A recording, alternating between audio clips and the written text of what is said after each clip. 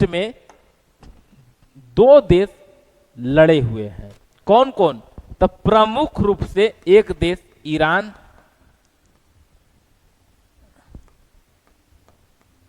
Iran, और कौन? Israel. और इजराइल के जो साथ है अमेरिका।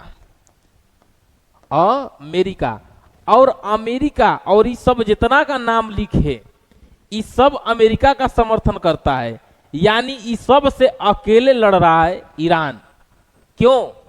अमेरिका क्यों युद्ध लड़ रहा है हमको छोड़िए, अमेरिका को नहीं पता है। वैसे अगर देखिए तो सब लड़ाई पावर की है। कुछ दिन पहले वेनेजुएला से अमेरिका में जो बैठे हैं ट्रम्प, वो उनको किडनैप करके किसको? मादुरे को किडनैप करके उनके पत्नी को अपने यहां न्यूयॉर्क लाए। अभी वही लोग जेल में है। रीजन? तो रीजन एक ही है कि वहां के तेल पर कब्जा करना। वहां पर जो सरकारें रहेगी वो हमारी बात माने। आज सऊदी कतर कह दे कि हम अमेरिका का बात नहीं मानेंगे, तो जैसे ये वहां पर मादुरे को उठाए वैसे ही सब पर भी हमला शुरू कर देगा अमेरिका।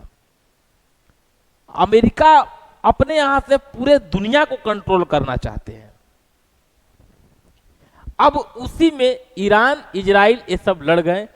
हालांकि इजराइल और अमेरिका के संयुक्त ऑपरेशन में ईरान के ही सुप्रीम लीडर थे, सुप्रीम लीडर अली खामनेई। इनकी मृत्यु हो गई। ये उस समय मीटिंग कर रहे थे और इजराइल और अमेरिका के संयुक्त ऑपरेशन में उस बिल्डिंग में इनकी बेटी, दामाद और नाती वोती जो मतलब लोग थे, और कई 40-50 वहां हेड सैनिक लोग भी थे मीटिंग के दौरान। ये सब लोग मारे गए। उसके बाद इन्हीं की बेटे को इनका भी नाम मोहम्मद खामनेई या मोतजबा खामनेई है। मोहम्मद खामनेई सीधा लिखिए। अब अमेरिका क्या चाहता था कि एक आदमी को हटाएंगे तो हमारा समर्पित सरकार बनेगी वहां। लेकिन यहां क्या हुआ? खामनेई जी की मृत्यु हुई, इन्हीं की बेटा को वहां पर फिर सुप्रीम लीडर चुन लिया गया है। अब खामनेई के मृत्यु के बाद भी जिस तरीके से ईरान हमला कर रहा है, ये लोग तो सोचा था कि इनके मृत्यु के बाद ईरान माने शक्ति कमजोर हो जाएगी, लेकिन ईरान मजबूती से लड़ रहा है इन सभी लोगों से। अमेरिका को डायरेक्ट मार नहीं सकते हैं, अमेरिका बहुत दूर बैठा हुआ है। तो एक कतर, यूएई, सऊदी, कुवैत में जहां जहां भी अमेरिकी बेसेज हैं, उन सभी पर ईरान ड्रोन से हमला कर रहे हैं। अमेरिका के बारे में क्या कहना, अभी पूरे दुनिया परेशान है। हालांकि दो व्यक्ति बहुत ही बहादुरी से युद्ध को लड़े। एक आज भी लड़ रहे हैं, जेलेंस्की जो यूक्रेन के राष्ट्रपति हैं, वो रूस से युद्ध लड़ रहे हैं। और उतने ही बहादुरी से खामनेई जी, हालांकि संयुक्त ऑपरेशन में मतलब इनकी मृत्यु हो गई, लेकिन कई बार इनके सैनिकों द्वारा इनको कहा गया कि आप जाइए बंकर में छिप जाइए। होता है युद्ध तो बड़े बड़े लीडर लोग को बंकर में भेज दिया जाता है। ये बोले कि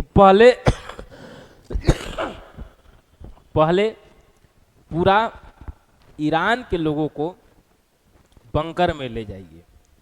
अगर पूरे ईरान के लोग अगर बंकर में चले गए तो हम चल देंगे, लेकिन अगर वो लोग नहीं जा सकते हैं तो हम मरना स्वीकार करते हैं, लेकिन बंकर में जाना स्वीकार नहीं करते हैं। भारत, कई लोग बोले कि भारत का पक्ष, तो भारत का पुराना मित्र ईरान और आज भी भारत का मित्र है ईरान। इजराइल भी हमारा मित्र है। अमेरिका के बारे में क्या कहना, कोई उससे खफा हो नहीं सकता है। हालांकि इसमें भारत की जो परिस्थितियां रहती हैं, भारत सरकार इसको देखती है कि वैश्विक स्तर पर किस देश से हमारी क्या रणनीति होनी चाहिए। लेकिन ईरान भी हमारा मित्र है, कई बार हमारा मदद किए हैं, चाहे कश्मीर की मुद्दा हो या ऑपरेशन सिंदूर के समय भी हो। ईरान द्वारा मदद भारत का हमेशा साथ दिया गया है, बीच में नहीं भी दिया गया है, लेकिन अंततः ईरान भी हमारा अच्छे मित्र में है।